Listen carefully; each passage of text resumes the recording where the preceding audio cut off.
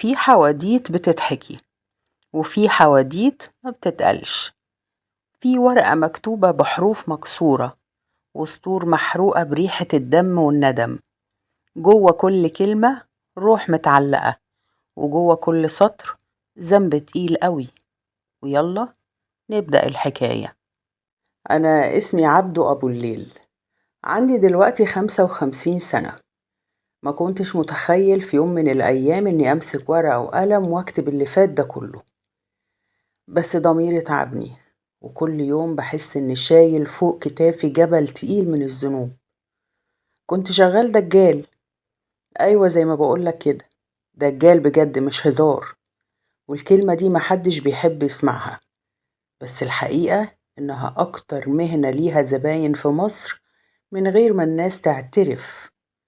الست اللي عايزة جوزها يبطل يخونها، والراجل اللي عايز الفلوس تجري وراه، والأم اللي بنتها عنست وبتدعي ربنا لكن في السر بتدور على حجاب محبة. زبايني كانوا من كل حتة، من بولاق والدويقة لحد ستات من الزمالك والمعادي. بيجولي بالليل بالعربيات العالية، وسواقينهم واقفين بره خايفين حد يشوفهم.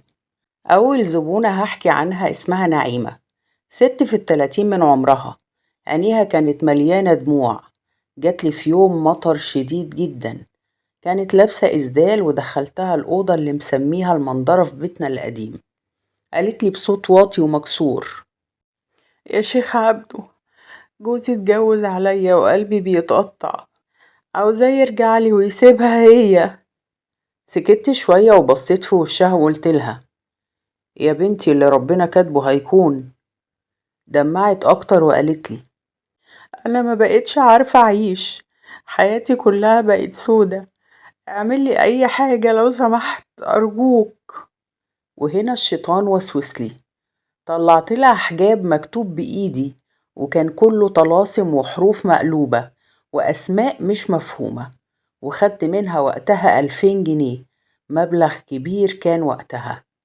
بعد أسبوعين رجعت لي تبوس إيدي: رجالي يا شيخ عبدو، مراته التانية تعبت فجأة ونقلوها للمستشفى. وقتها ضحكت في سري، لكن الضحكة دي ما كملتش كتير، لأن بعد كام شهر مراته التانية ماتت، وأنا من ساعتها بقيت كل ما انام أصحى على كوابيس بشوف فيها وش الست الميتة. كان عندي أوضة صغيرة في آخر البيت دايما مقفولة بالمفتاح، جواها كراسات مليانة طلاسم وأحجبة من جلد غزال، وحاجات كتير في الصندوق الخشب اللي مبطن من جوه بخامة حمرا. كنت بحط فيه بخور مخصوص جايبه من واحد سوداني في الحسين. البيت كان قديم قوي، بيت ورثته عن أبويا الله يرحمه، أنا ومراتي وولادي ال3: أحمد الكبير اللي في تالتة جامعة، وخالد في ثانوي، ورحمة الصغيرة في إعدادي. في يوم من الأيام الدنيا كانت حر جدا، ومفيش غير مروحة بتلف وتعمل صوت تكتكة رخمة. كنت نايم في القيلولة بعد ما خلصت زباين الصبح، وفجأة سمعت صوت خبط جامد. صحيت مفزوع، خرجت لقيت أحمد ابني واقف قدام الأوضة اللي مقفولة وماسك المفتاح، ووشه مصفر وعينه فيها خوف. قلتله بحدة: ايه اللي انت عملته؟ قال لي بصوت مرعوب: يا بابا انا لقيت المفتاح واقع على الارض، دخلت الأوضة ولقيت الحاجات دي. دخلت الأوضة بسرعة ولقيت الصندوق الخشب مفتوح، والكراسي اللي كنت كاتب فيها أعنف عمل عملته في حياتي متبهدل. ده العمل اللي كنت كاتبه لواحدة أبوها طلب مني أفرق بينها وبين خطيبها، وخدت منه وقتها 20,000 جنيه، والعمل بالفعل نجح. الليلة دي كانت غريبة جدا. أحمد طول الليل بيقول إنه سامع حد بينادي عليه باسمه، وخالد حلم إنه شاف ست عجوزة شعرها منكوش وقربت منه، ورحمة الصغيرة قعدت تصرخ طول الليل: في عم واقف عند الشباك يا بابا. أنا نفسي حسيت بخنقة ونفس ضيق، والأول مرة بصيت في المراية وحسيت إني شايف وش غريب، كأني شايف وش تاني ورا ظهري. اليوم اللي بعده وأنا بحط البخور حسيت إن في صوت بيهمسلي: كفاية، حرام. حسيت برجليا بتتشل وإيدي بتترعش. دي كانت أول مرة في حياتي أخاف من شغلي اللي كنت بعتبره عادي. في نفس الأسبوع ده مراتي وقعت في المطبخ واتكسر رجليها، والبيت كله بقى في نكد وخوف. أنا بقيت أنام بالعافية، ولما أنام أصحى مفزوع على كوابيس. كابوس معين كان بيجيلي كل ليلة، بشوف ست سودة وشها مش باين بتقرب مني وتقولي كل شيء له تمن، وانت دافع تمن كبير يا عبدو. من ساعتها بقيت كل ما حد يجيلي يطلب عمل قلبي يدق جامد وخاف. بس الشيطان كان أقوى مني، وقلت أكمل شغل يمكن العمار يسيبوني. بعد أسبوع من الليلة السودة دي جالي شاب اسمه سامي. كان باين عليه التعب، جسمه نحيف ووشه شاحب وعينيه متعلقة في الأرض، بس لابس جلابية رمادي متقطعة من عند الكم. وصوته كان بيتهز وهو بيقولي يا عم عبده، أنا بحب بنت وهي مش بترد عليا، أنا عايزها بأي تمن. سكت شوية وحسيت في صوته حزن مش طبيعي، لكن كمان كان في حاجة تخوف، نبرة يأس ممكن توصله لأي حاجة. قلتله يا ابني انت بتصلي؟ بصلي كأني شتمته. سيبك من الكلام ده، أنا عايزها وخلاص. طلعتله ورقة كده فيها طلاسم وطلبت منه شوية حاجات غريبة، شعر من البنت وصورتها وحاجات خاصة بيها. وبعد يومين رجعلي جايب كل حاجة. وشه كان متوتر وإيده بتترعش، لكن إصراره كان مرعب. عملتله عمل محبة، وكتبت حجاب صغير وقلتله تحطه تحت المخدة والبنت دي هتجيلك برجليها. وخدت منه 1500 جنيه. سامي خرج من عندي فرحان، وأنا قلبي كان متكتف بحبل ضيق. بعد أسبوع الخبر نزل في المنطقة زي النار في الهشيم. شاب اسمه سامي اتحبس، كان بيترصد لبنت في الشارع، مسكوه قبل ما يتهجم عليها. أنا اتصدمت، وأكتر حاجة وجعتني إن الناس بقت تقول ده كان بيروح عند عبد أبو الليل. اسمي بدأ يتلوث. في نفس الليلة دي وأنا قاعد في المنظرة شميت ريحة حاجة محروقة. بصيت لقيت الورقة اللي كتبت عليها طلاسم سامي مولعة لوحدها. طفيتها بالعافية وإيدي اتلسعت، وقعدت أبص في إيدي. حسيت إن النار دي مش نار عادية، كأنها بتقولي شوف انت عملت ايه في الواد. من يومها كل ما افتكر وش سامي قلبي يوجعني. الواد ده كان ممكن يكون أخويا أو ابني، وأنا اللي دفعته ناحية الجنون. بس حتى الندم ما منعنيش إني أكمل. كنت فاكر إن الفلوس ستر، وإن العمار لما يتعودوا عليك خلاص بيسيبوك في حالك، لكن الحقيقة كانت غير كده خالص. في يوم جالي زبون مختلف، راجل تخين وأصلع، لابس بدلة شيك جدا وريحته برفان غالي. قعد قدامي وقال لي بكل برود بنتي مخطوبة لواد فقير، أنا عايز الخطوبة دي تتفركش بأي شكل. حسيت إن قدام شيطان في صورة بني آدم، بس الشيطان جوايا قال لي دي فلوس حلال عليك، الراجل عايز مصلحة لبنته. عملت له عمل تفريق، ولما خلصت أدهشني بإنه مدلي إيده بظرف فيه 20,000 جنيه. عمري ما شفت المبلغ ده كاش في إيدي قبل كده. بعد 3 أسابيع عرفت إن الخطوبة اتفركشت فعلا، والبنت كانت بتعيط في الشارع وتقول أنا مش عايزاه، أنا ما بقتش عاوزاه، كل ما بشوفه قلبي بيتقبض، ابعدوا عني ابعدوا عني. وقتها حسيت إني ما بقتش بني آدم، أنا بقيت أخطر من أي سلاح. بمجرد ورقة وحروف مرصوصة غلط قلبي قادر يبوظ حياة ناس كتير. ولسه كان فيه الجحيم الأكبر مستنيني، الحاجة اللي عملت لي لعنة حقيقية في بيتي. لما ابني الصغير خالد مسك كتاب من آلاف السنين عن السحر والدجل، خالد كان وقتها في تانية ثانوي وعنده فضول زيادة عن اللزوم. دخل الأوضة وأنا مش موجود ومسك الكتاب وبدأ يقرأ بصوت عالي. في نفس اللحظة أنا كنت في الصالة وحسيت إن الأرض بتتهز، وأول مرة في حياتي أسمع صوت حد بيصرخ جوه دماغي: ابعدوا! جريت للأوضة، لقيت خالد مرمي على الأرض وعينه متعلقة في السقف ووشه كله متلون أحمر وأزرق. صوتي اتقطع من الصريخ ونقلته على المستشفى والدكتور قال لي ده فاقد الوعي من صدمة عصبية. بس أنا كنت عارف الحقيقة، العمار غضبانين واللي اتكسر ما بيتصلحش بسهولة. لحد هنا حسيت إن حياتي خلصت، بس اللي جاي كان أصعب.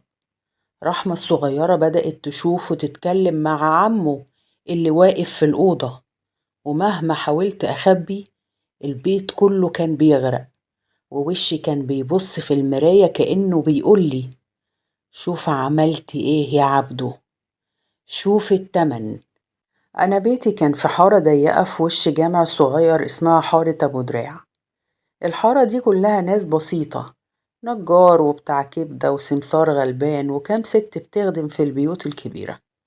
بس كلهم كانوا عارفين إن عبدو أبو الليل في آخر الحارة شيخ زي ما بيقولوا عليه، بيحل ويربط ورزقه واسع، زي ما كان بيقول عم رمضان البقال.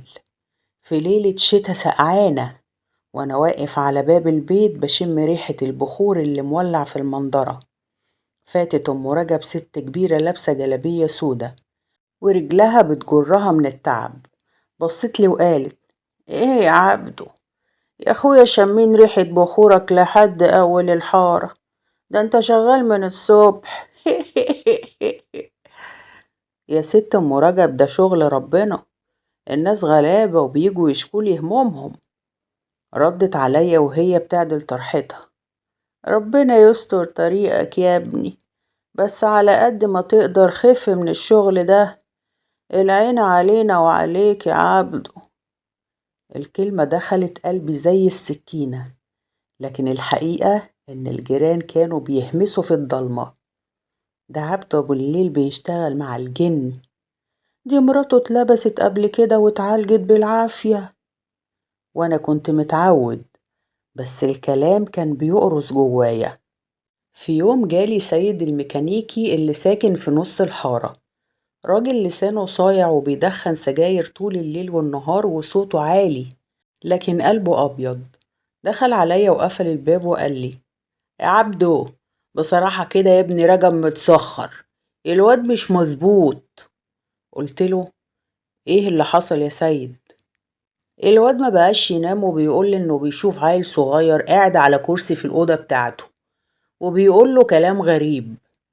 في اللحظة دي قلبي وقع، لأن عيل صغير دي كلمة دايما بتتقال على تابع، واحنا كدجالين كنا بنعرف ان التابع ده أخطر من الجن الكبير، لأنه بيتعلق بالقلب وبيلعب في النفس.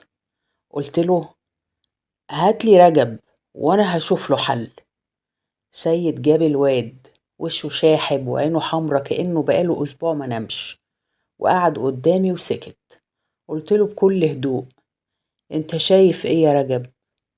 الواد قال لي بصوت مخنوق: في ولد صغير قاعد هنا ورا الكرسي بيقول لي اخنق ابوك. الكلمة دي جت زي الطلقة في قلبي.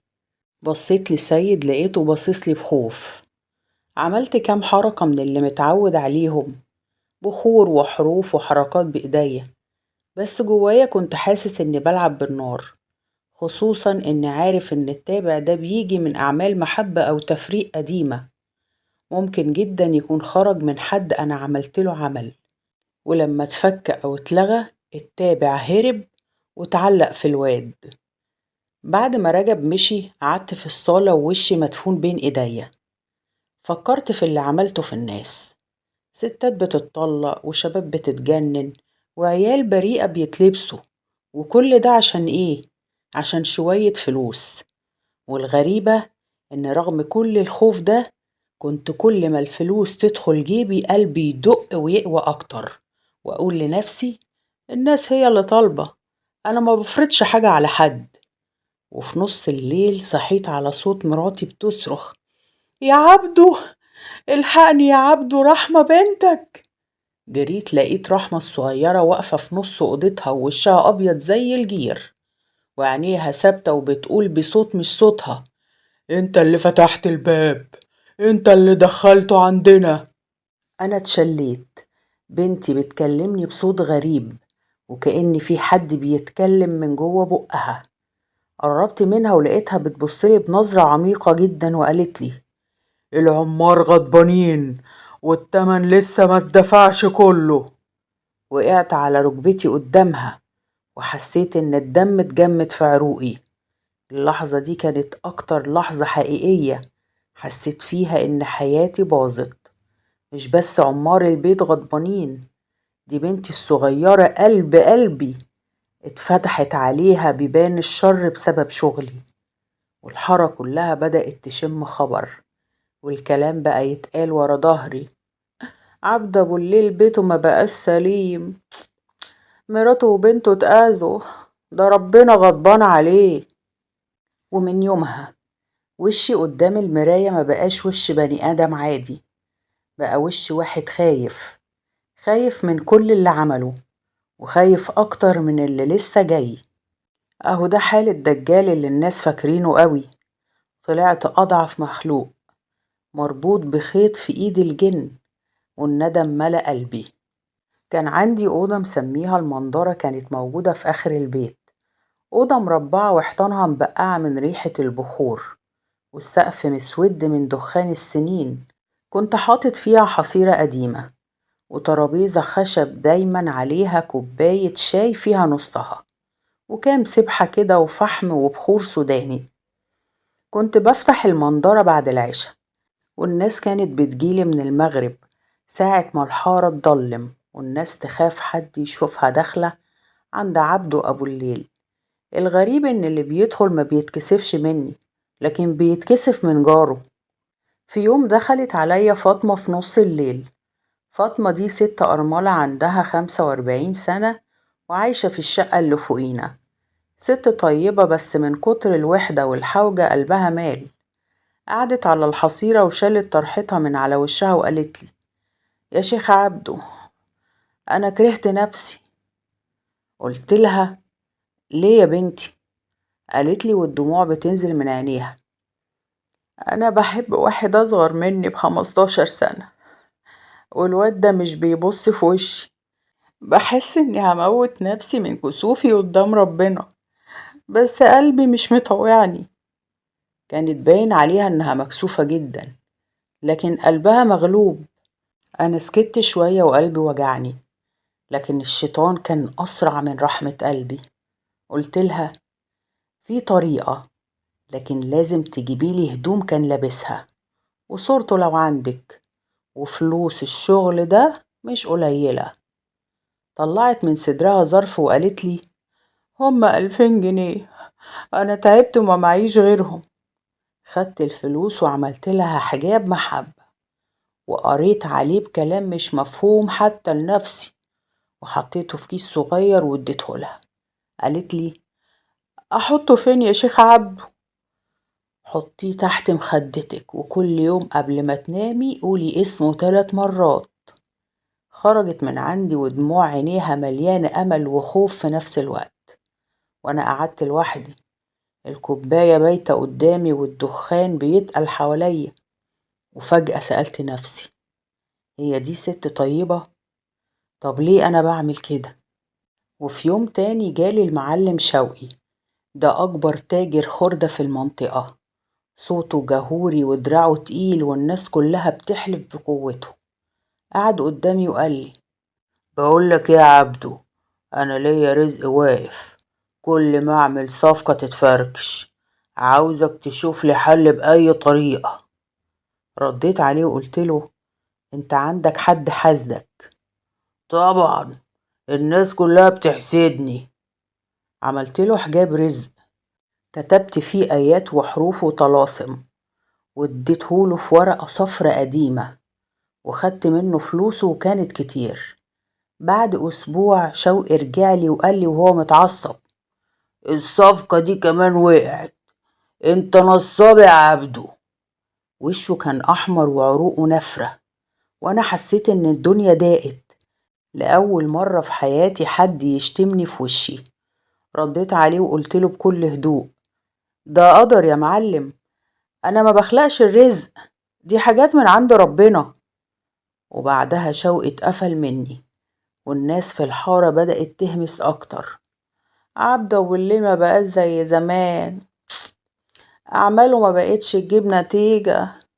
وفي نفس الوقت البيت كان بيغرق. رحمة بقت كل يوم تصحى تصرخ وتقول: عمو لابس اسود واقف عند باب الأوضة. وأنا بالليل أبص في سقف المنظرة وأحس إن في حد واقف فوق الدولاب بيتابعني. ولما كنت لسه بحاول أصلي أحس إن في ريحة دخان بتقطع صلاتي. وفي يوم وأنا قاعد في المنظرة حسيت ريحة كأن في حاجة اتحرقت.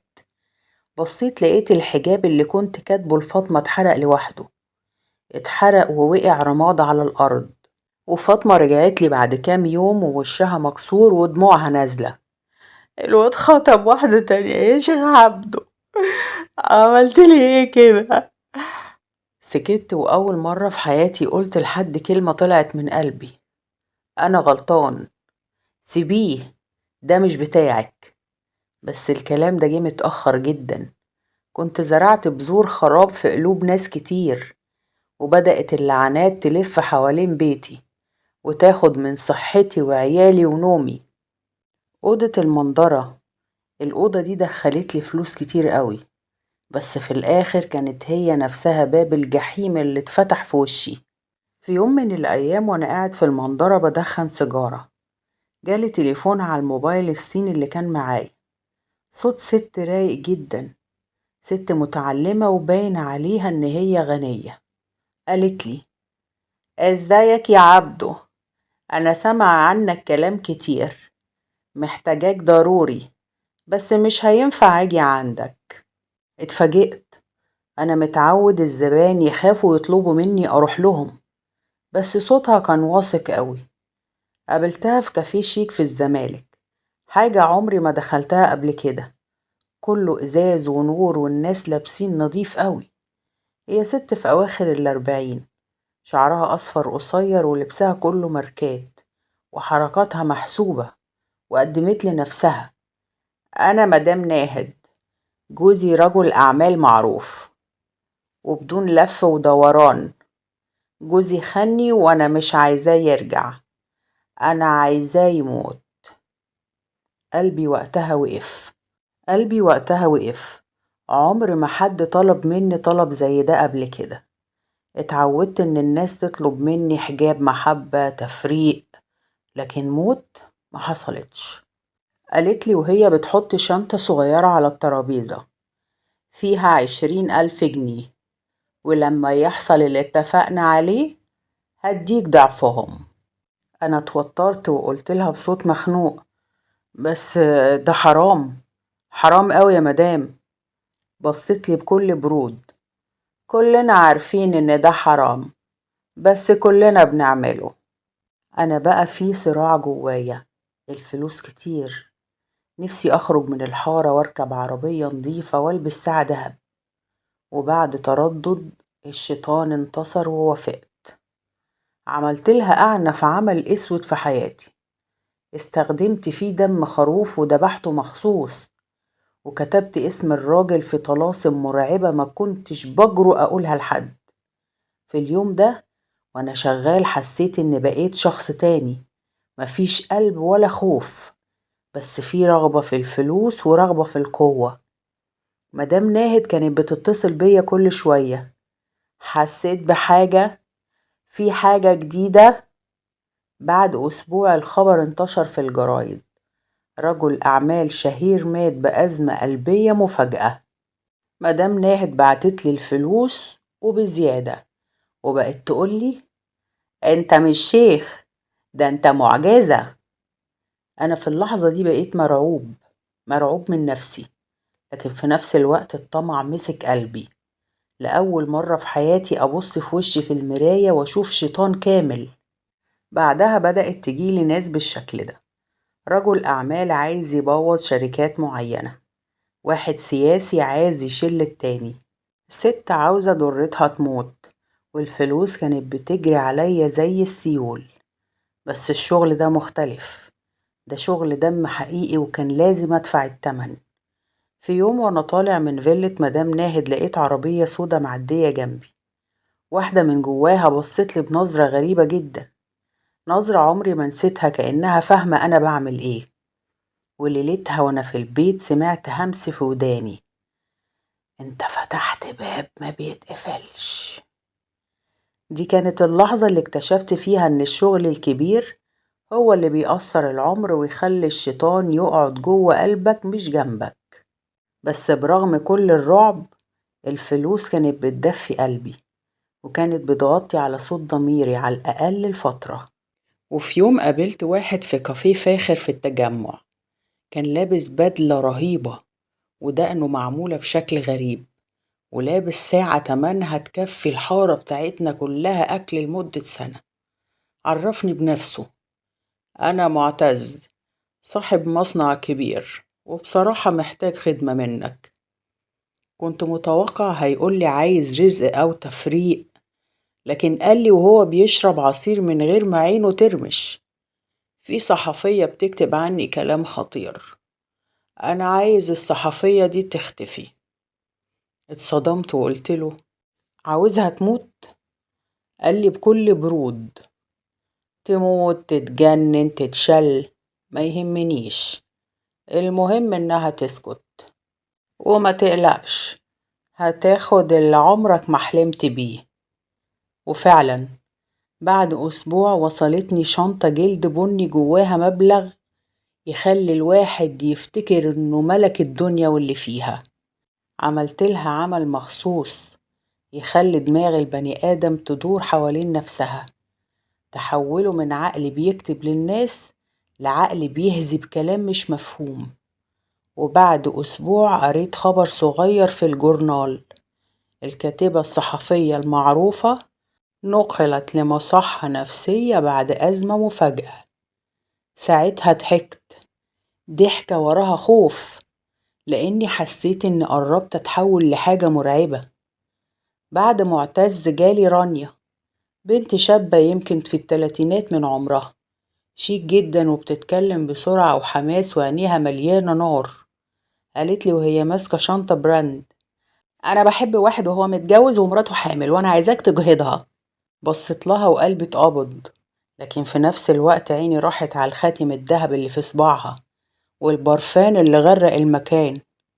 بصيت لها وقلت لها: بس دي روح وده ذنب تقيل.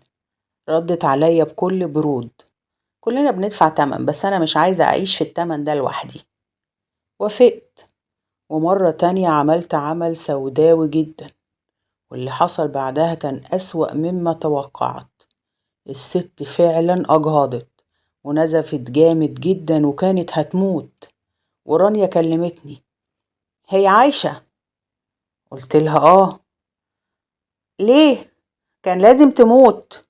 لما سمعت الكلمة دي حسيت إني بتكلم مع شطانة بلحمها ودمها.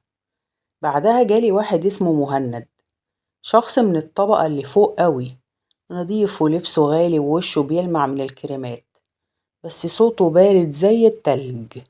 بص عليا بكل هدوء وقالي: في فيديو ممكن يبوظ صورتي، الفيديو ده عند واحد، أنا عايز الواحد ده يموت أو الفيديو يختفي. رديت عليه وقلت له: طب ما تعرفش تاخد الفيديو منه؟ قال لي بابتسامة باردة: أنا جربت، مش نافع، شيل البني آدم ده من قدام وشي. وبرضه عملت له عمل موت، حروف متقطعة ودم طيور سودا وتعاويذ ما كنتش أتخيل في يوم إن أنطقها. وفعلا الراجل مات بعدها بأسبوع، ومات معاه ضميري. لكن في وسط ده كله في طلب جالي، طلب واحد هو اللي قلب حياتي فوق وتحت، لدرجة إني قلت أنا لازم أتوب. في يوم بعد نص الليل وأنا راجع من فيلة واحدة من الكبار، جالي تليفون من رقم غريب، صوت ست هادي جدا لكن مش زي باقي الستات اللي عرفتهم. قالت لي: يا شيخ عبده، أنا عايزاك ضروري، عاوزة نتقابل في مكان بعيد عن عيون الناس. اتفقت معاها نتقابل في كافيه هادي في مدينة نصر. دخلت لقيتها ست كبيرة شيك جدا، شعرها أبيض وقصير ولابسة أسود، كل هدومها سودة، عينيها فيها حزن، لكن في كمان لمعة غريبة. قالت لي من غير ما تلف وتدور: أنا عايزة أأذي بنتي. الكلمة وقعت عليا زي الصعقة. بنتك؟ أيوة، هي مش بنتي بالمعنى اللي انت فاهمه، هي بنتي من جوزي الله يرحمه. بس ست أنانية خدت كل اللي سابه أبوها وطردتني أنا وأخوها من الفيلا، وعايشة ملكة، وأنا وابني بنشحت منها. أنا سكت. صوت الشيطان في وداني بيقولي: دي ست مقهورة، ساعدها إنها تاخد حقها. ردت عليا الست وقالت لي: أنا عايزاها تتشل، تعيش وتشوفنا وإحنا بناخد منها اللي خدته مننا. سكت، لكن الست دي ما ادتنيش وقت أفكر، وطلعت ظرف تقيل جدا وقالت لي: في 50,000 جنيه، ولما الشغل ينجح ليك 50 كمان. وكالعادة قدام الفلوس وإغراءاتها، الشيطان انتصر وقررت أعمل العمل. بس ما كانش عمل عادي. حضرت ورق مخصوص واستخدمت دم طير اسود، ما كنتش اجيبه غير في الحالات دي. وقرأت كلام انا نفسي وانا بقراه جسمي اشعر. وفي اخر ليلة وانا بكتب اسمها وتاريخ ميلادها، قلمي اتكسر. دي اول مرة في حياتي يحصل معايا كده، والمفروض انها علامة ان العمل ده تقيل جدا، وان في حد من عمار البيت بيعترض. ما اهتمتش وكملت. بعدها بأيام الست كلمتني: البنت وقعت على الأرض واتشلت فعلا، الدكاترة بيقولوا مش لاقيين لها سبب. بعد ما قفلت معاها السكة، سمعت حد بيقولي في دماغي: مبروك عليك يا عبدو، بقيت ملك الشياطين. ومن اليوم ده ابتديت أصحى على كوابيس أغرب. أشوف البنت دي وهي بتبص عليا وشها مليان دموع وتقولي: ليه؟ ده كان الطلب اللي كسر ظهري، طلب خلاني أبص في المراية وأكره نفسي بجد. حسيت إن عديت كل الخطوط، وبعدها بدأت فكرة التوبة تدق على باب قلبي لأول مرة بجد. لكن حتى التوبة دي ما كانتش بسهولة، لأن الشياطين اللي عاشوا معايا سنين كان ليهم رأي تاني. وفي ليلة من الليالي وأنا قاعد في المنظرة، ريحة البخور خنقتني. رفعت إيدي وقلت: يا رب سامحني، يا رب، أنا بطلت. قلت الكلمة دي وأنا قلبي بيترج، وحسيت إني أول مرة من سنين بقول كلمة طالعة من قلبي بجد. قفلت المنظرة بالمفتاح ولفيت الطلاسم في كيس أسود وحطيتها تحت السرير، وقررت أنا بطلت خلاص، مش هعمل عمل لحد تاني. بس التوبة دي مش هتيجي بالساهل. بعدها بيومين، ابن خالد اللي في تانية ثانوي كان راجع من الدرس متأخر، وهو بيعدي الشارع عربية خبطته. خالد اتشل في ثانية. الدكتور قال لي وهو باصص في الأرض: إصابة في العمود الفقري، ابنك مش هيقدر يتحرك تاني. وأنا واقف في المستشفى وشي كان ناشف، ولا دمعة نزلت في الأول، وبعدين جسمي كله اترعش وركبي وقعت على الأرض، وعيني دمعت غصب عني. ولما قربت من وش ابني كان بيبصلي وهو مش فاهم، وقال لي بصوت مكسور: يا بابا، ليه حصل معايا كده؟ الكلمة دي خرمت قلبي، لأن جوايا صوت كان بيقولي: انت عملت كده لناس كتير، ربنا بيقولك حس بيهم. افتكرت بنت الست اللي عملت لها العمل واتشلت، وافتكرت الشاب اللي اتجنن، والستات اللي ماتوا، والبيوت اللي خربتها، كلهم كانوا أكيد في يوم بصوا في وش أبوهم أو أمهم بنفس السؤال: ليه حصل لنا كده؟ رجعت البيت بصيت لرحمة بنتي الصغيرة، كانت قاعدة في الركن بتبصلي بعينيها الواسعة اللي فيها خوف. بابا، خالد هيخف يا بابا. معرفتش أرد عليها، كنت حاسس إن مجرم أكتر من أي قاتل. في الليلة دي وأنا قاعد لوحدي فتحت الطلاسم تحت السرير، حطيتها قدامي وبكيت زي العيال، ومسكت واحدة منهم مكتوب فيها اسم البنت اللي اتشلت، ولقيت الدم اللي كنت كاتب بيه ناشف لكن الحروف لسه واضحة. ايديا اترعشت وحسيت بدوخة وصوت في دماغي بيقولي: ده تمنك يا عبدو، تمن الأرواح اللي كسرتها. رحت ولعت البخور وقربت الورق من النار والطلاسم اتحرقت قدامي، بس الغريبة وانا بحرقها النار كانت بتطلع منها دخان اسود تقيل، وشميت ريحة غريبة، ريحة دم. كنت حاسس إن في جنازتي أنا. بس حتى لما حرقت الطلاسم خالد مرجعش زي زمان، فضل في السرير، وأنا كل يوم أشوفه قدامي وافتكر كل وش ظلمته. فهمت وقتها إن ربنا غفور رحيم، وفهمت إن في ناس لازم تدفع التمن في الدنيا قبل الآخرة. أنا اتحرمت من ضحكة ابني، وأكتر حاجة وجعتني إن خالد ملوش ذنب، زي ناس كتير ملهاش ذنب وأنا بهدلت حياتها بإيديا. دي كانت البداية الحقيقية لتوبتي. بس حتى بعد ما بطلت الحياة ما رجعتش بيضة، والندم بقى صاحبي اللي بينام جنبي كل ليلة.